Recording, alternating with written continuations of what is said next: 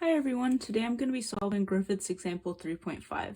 So here we're looking at an infinitely long metal pipe with sides A and B that's grounded except at x equals 0, where it is maintained at V equals V0 of y and z. We're supposed to find the potential inside the pipe. So the first thing I'm going to do here is write down our boundary conditions.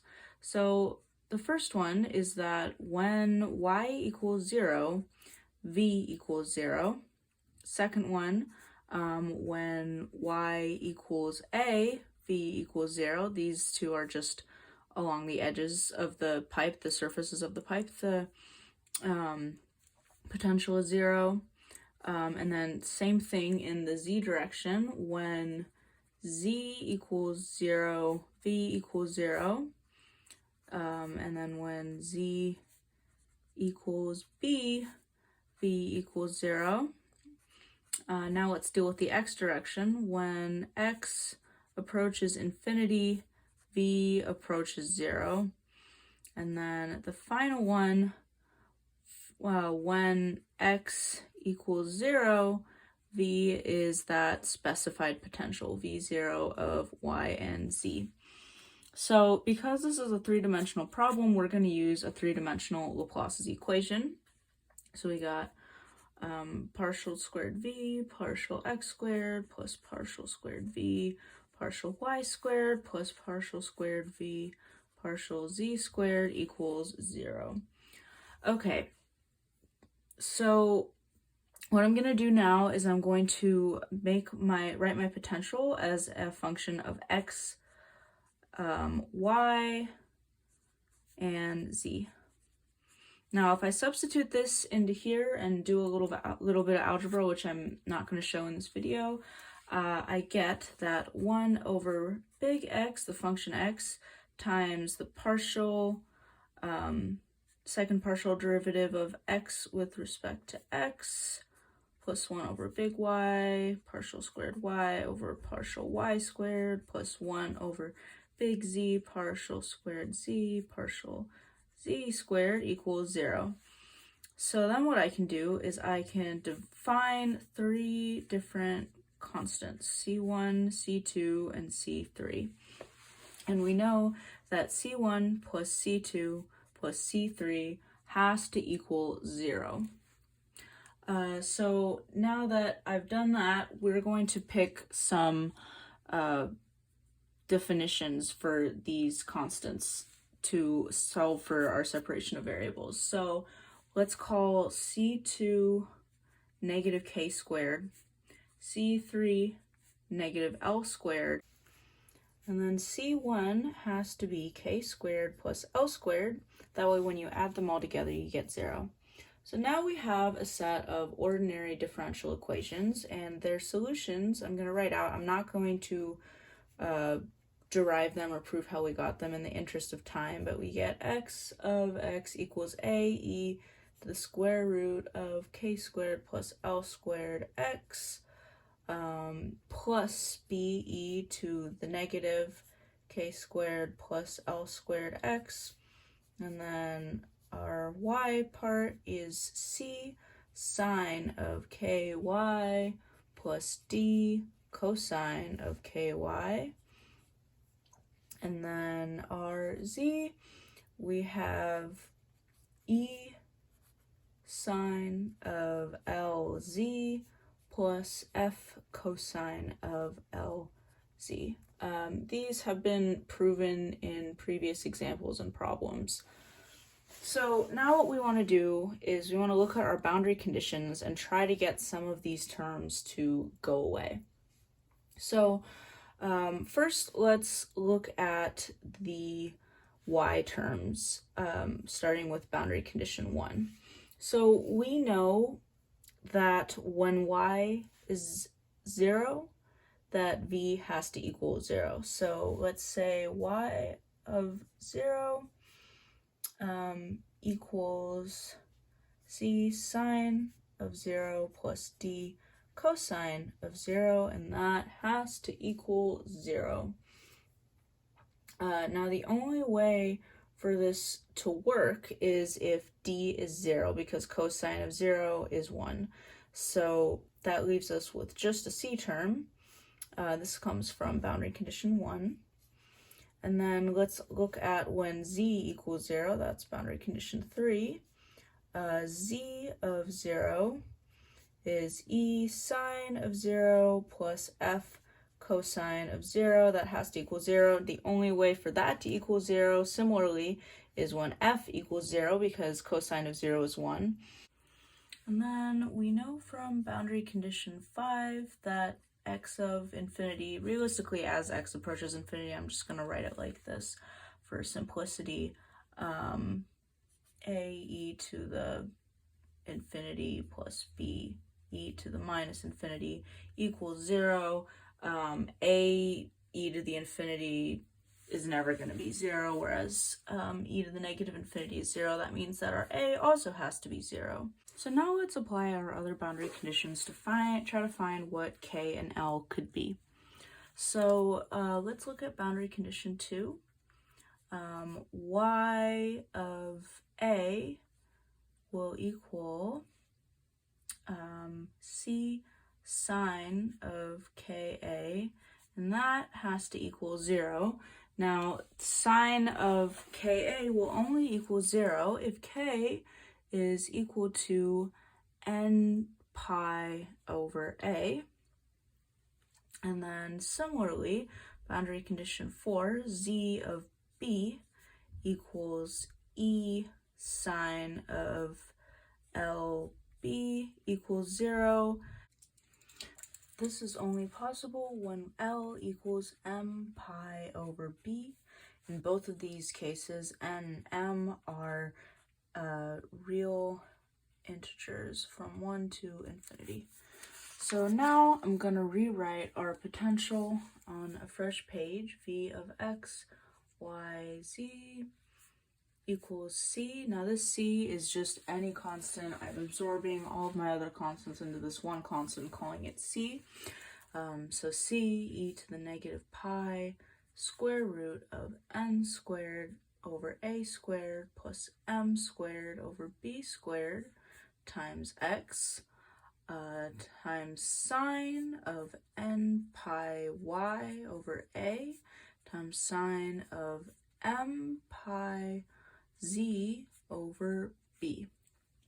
So it's actually more accurate to write this potential as a sum, specifically a double sum, because of the fact that n and m could be anything from 1 to infinity.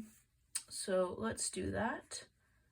V of x, y, z equals sum n equals 1 to infinity, m equals 1 to infinity. Same thing, except I'm going to call it c of sub n sub m e to the negative pi square root of n squared over a squared plus m squared over b squared times x sine of n pi y over a sine of m pi z over b. So this equation fits almost all of our boundary conditions. Now it's time to worry about the last one, where v is equal to the set potential v0 at x equals 0. So let's tackle that. V of 0, y, z equals, once again, a sum, n equals 1 to infinity, m equals 1 to infinity, c and m. Our e term is going to go away because once you plug in 0, you get e to the 0 equals 1. And you just get sine of n pi y over a times sine of m pi z over b. So now it's time to apply the Fourier trick. So what we're going to do here is we're going to multiply both sides by sine of n prime pi y over a and sine of m prime pi z over b, and we're going to integrate. Now the book says that as an example, we can let our potential function be a constant. So when we apply those rules, we get the integral of the constant v0 times sine of n prime pi y over a times sine of m prime pi z over b dy dz. That's actually going to be a double integral. That's going to be equal to the sum n equals 1 to infinity, m equals 1 to infinity, cn m integral sine of n pi y over a sine of n prime pi y over a. Oh, I'm gonna have to go to another line. And times the integral of sine of m pi y, m not y, m pi z over b sine of m prime pi z over b dz dy. And our limits of integration here are y goes from 0 to a, and our z goes from 0 to b. So now we can use the fact that when n equals n prime, the integral part just equals a over 2. And when n equals anything other than n prime, the integral goes to 0. Same thing for m. When m equals m prime, you get b over 2. And when m is not equal to m prime, you just get 0. So when you apply this, you get the integral from y equals 0 to a of v naught times sine of n. I'm changing that back to an n because n just equals n prime. Dy times the integral z equals 0 to b sine of m pi z over b dz equals c and m. I got rid of the sums here because we know that our n has to be the same as n prime and m has to be m prime, otherwise it's 0. So you don't need a sum, it's just one term. So you get your constant times a over 2 times b over 2. So now all that's left is to solve these integrals to try to find our constant term. So when we do that, we get a v naught out in front. We get negative cosine of n pi y over a times a over n pi, evaluated from 0 to a, and then you get another negative cosine m pi z over b times b over m pi, evaluated from 0 to b, and that's equal to c and m times a b over 4. So when you evaluate that, you get that c and m equals v naught times 4 over ab times 1 over nm pi squared, and that value is going to be dependent on whether n or m is even or odd. And it turns out that that value equals 4 when n is odd and m is odd, and that it equals 0 if n or m are even. So that means that our final answer for the constant, at least, is that c and m equals 16 v naught over a b n m pi squared, where n and m are odd. So now plugging all that back into our v equation that I have here at the top of the page, we get v of x, y, z equals 16 v naught over a b pi squared times the double sum. Now this time our n's and our n's are not going to go from 1 to infinity. It's going to be 1, 3, 5, dot, dot, dot. Still going to go to infinity at the top, but I need to specify that they are in fact odd. All right, so you got your sums. Now you got 1 over n m because of that term from the constant. And then you still have all the stuff we had before. So you got e to the negative pi square root of n squared over a squared plus m squared over b squared times x times sine of n pi y over a times sine of m pi z over b.